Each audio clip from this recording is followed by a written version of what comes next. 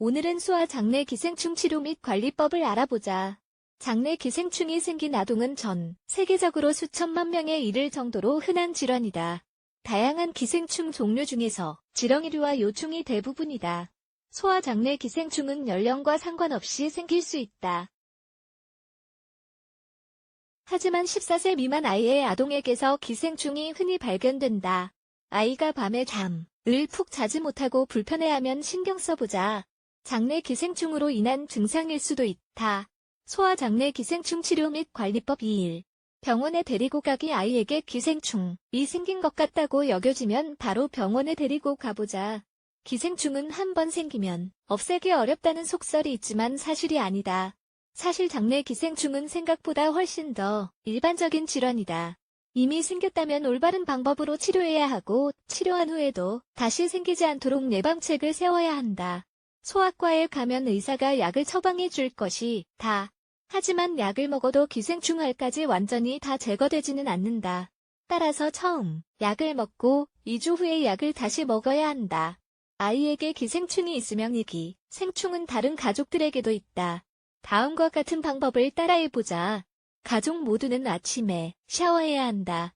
그러면 알을 많이 제거하는 데 도움이 된다. 따뜻한 물로 목욕하고 순한 연고를 바르면 따갑고 가려운 증상이 완화된다. 속옷을 자주 갈아입고 침대 시트를 자주 바꾼다. 그러면 더 깨끗한 상태를 유지할 수 있고 다시 감염될 위험도 줄어든다. 손톱은 짧게 자르고 손톱 밑도 솔로 깨끗하게 씻는다. 가족들이라면 모두 다 손을 자주 씻어야 한다. 화장실 갔다 온 후와 음식을 만지기 전에는 특히 더 깨끗하게 씻는다. 2.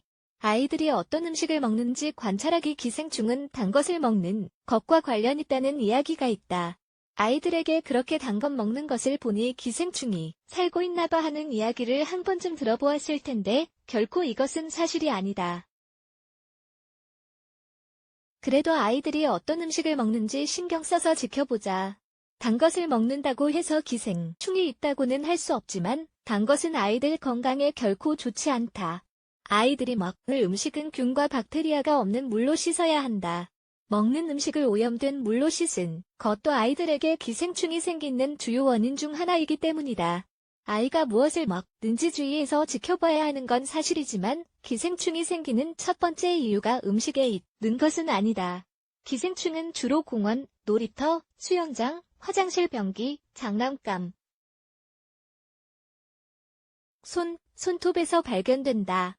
따라서 아이들이 깨끗하게 있을 수 있도록 가르치는 게 중요하다. 3. 아이들이 잘 자는지 관찰해보기. 기생충알은 우리 입으로 들어와 소장을 통해 소화기관까지 이동한다. 기생충의 유충은 대장에 이동될 때까지 계속 자란다. 몇 주 후 기생충 암컷은 결국 소화기관 끝까지 도달하고 알을 더 많이 낳기 위해 몸 밖으로 나간다. 주로 밤에 이러한 과정이 진행된다. 이런 과정이 진행되면 불안한 꿈이나 악몽을 꾸거나 과민 반응을 보이고 심지어 몽유병이 생기기도 한다.